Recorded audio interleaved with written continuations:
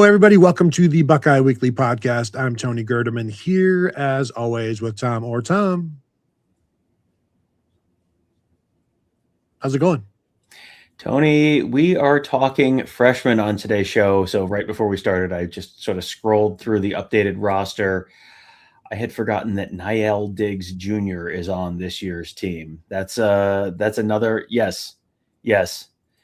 Terrelle Pryor Jr. wanted to come but could not. He couldn't even remember how to use a fax machine. So Niall Diggs Jr. is on this year's team. So yes, yet another son of a player that doesn't feel like he was playing that long ago, and yet it has a kid on the team now. I'm assuming it is the same Niall Diggs. I was not aware of that, but yes, number 54, linebacker from Charlotte, North Carolina. Wow. And obviously walking on, that is, and by the way, great poll on the Terrelle Pryor thing. An amazing time to be alive. If any of you remember it, if you don't, there's too much to go into to remind you of that or to inform you of it. The basic story is, do you remember how to use a fax machine? No, neither did Terrelle Pryor. So anyway, that's the story. So we are talking about true freshmen and, well, freshmen. We're talking about the Big Ten Freshmen of the Year winners, which Ohio State has won it the last 2 years. In 2024, it was Jeremiah Smith. In 2025, it was Julian Sayin. So now I'm wondering, can they do it 3 years in a row? And yes, as you saw last year, a redshirt freshman can win it. Over the years, here's some freshmen who have won it. The award's been around. This will be the 41st year of the award. So it's been around since 1986. The first Buckeye to win it was Robert Smith in 1990. Corey Stringer and Simeon Rice shared it in 1992. Orlando Pace won it all by his lonesome in 94. Here, this freshman year, Tom, this may have been the best 2 freshman seasons in Big Ten history. Maybe we'll see. 1996, Andy Katzenmoyer did so well that year with his 12.5 sacks and like 25 tackles for loss that Ron Dane rushing for over 2,000 yards didn't secure it by himself. Those two guys, Ron Dane and Andy Katzenmoyer in 1996, your co-Big Ten freshman of the year. 2002, Maurice Clarett, and 2008, Terrelle Pryor, 2011, Braxton Miller, 2014, JT Barrett, 2016, Mike Weber. Jonathan Taylor beat out J.K. Dobbins in 2017, so there was no J.K. Dobbins in 2017. But C.J. Stroud in 2021, and then, of course, 2024 and 2025. And now it begs the question of, can Ohio State keep this ball rolling? And when you look around, it's going to be, well, who is the freshman that would have the most opportunity to put up numbers that generally that win these awards? And I think one of the first names that come to mind for me is Chris Henry Jr. And you look around at some of the other receivers that have won it. Rondale Moore, everybody remembers his freshman year. David Bell the following year, another big freshman year. Jeremiah Smith, another big freshman year. Aurelius Ben in 2007 for Illinois. I don't see Chris Henry Jr. doing that, even though I think he might be the guy that he's going to be the guy that we talk about first. I don't see those numbers from him this year, though. No, I think that this is, you went to that list of awardees of the past, and boy, there's a lot of quarterbacks and running backs and wide receivers, and kind of that's most of the list. Mm-hmm. So you're relatively limited in terms of who is likely to be this kind of person for Ohio State this year. And yeah, I'm with you. Chris Henry Jr. is the first name that I would have on my list as well.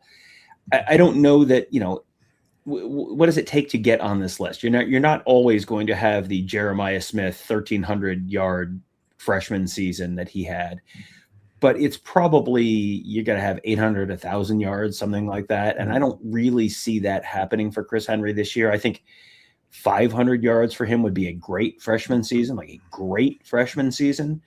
And, he may not even get there. And I don't think he's going to be starting all 12 regular season games or even 10 regular season games. So I don't see him being able to pile up the kind of numbers that we're talking about to be this kind of guy, unless he has that freshman season where he comes on real strong at the end of the regular season, and hey, he had 3 touchdowns against Michigan or whatever it is, and that you can sort of get a little bit of extra credit for that, maybe, but that's a little bit speculative, and even then, it kind of depends on which other freshmen are out there, and I think there are going to be a lot of other freshmen out there in the Big Ten that are probably going to be full season starters and have a chance to pile up some bigger numbers. Yeah, Aurelius Ben in 2007, 54 catches, 676 yards, 2 touchdowns, but also 32 rushing attempts, 158 yards. Like he was Illinois' best player that year. Him and Juice Williams running it around, and he was a guy Ohio State really, really wanted, and he would have been special at Ohio State. But even if that's the baseline for Chris Henry Jr. or Brock Boyd or Jaquaden Guilford, 50 catches and 700 yards, I'm not seeing that from them, which then, is it somebody like a Legend Bay who piecemeals it and rushes, receptions, kickoff returns, things of that nature, exciting plays, big time plays, where he may only have 22 catches and 46 rushes, but he's just put it all together like a quilt from a whole bunch of different patches. But then, you look at Ted Ginn Jr., 2004, with his 4 punt returns and 2 touchdown catches and 1 or 2 touchdown rushes. He was beaten out by Mike Hart, and understandably, Mike Hart rushed for like 1,400 yards, and that was a very good Michigan team in 2004. We know Legend Bay, we've talked about him. He's exciting. He has all of this different potential. Does he have a better shot at this than Chris Henry Jr. just because of the different ways he could be involved? Because I kind of think he does. Yeah, I think that he has the opportunity to do what Aurelius Ben did. And yeah, you've got some receiving yards, but also you've got some rushing yards, and you're doing some stuff on special teams, and you can kind of make the number go up in a whole bunch of different places. And you also have the opportunity. We've talked about this. We talk about this virtually every time we talk about awards, the narrative around it where, yeah, well, he had a kickoff return for a touchdown on the road at Indiana, or he had a punt return for a touchdown in the Michigan game, or he had, scored on a rush and a reception against USC, whatever it is. Like you have these games where you're on a national platform, a national stage, and go back to like Malachi Toney last year against Notre Dame early in the season. And then Malachi Toney had the one game against Notre Dame in the was it like Labor Day weekend, that Sunday night or whatever it was, Monday night, whenever that was last year. And a lot of people who didn't watch Miami for the next 2.5 months were still talking about Malachi Toney because they remembered him from that kind of game. Mm-hmm. Can you have that kind of game? Can you make a play or two against Texas that everyone then goes, oh yeah, that kid's really good, and then you just kind of are like checking in on the stats, and some weeks he does stuff and some weeks he doesn't do this stuff, but you've kind of implanted yourself in people's memories with that sort of one big early performance.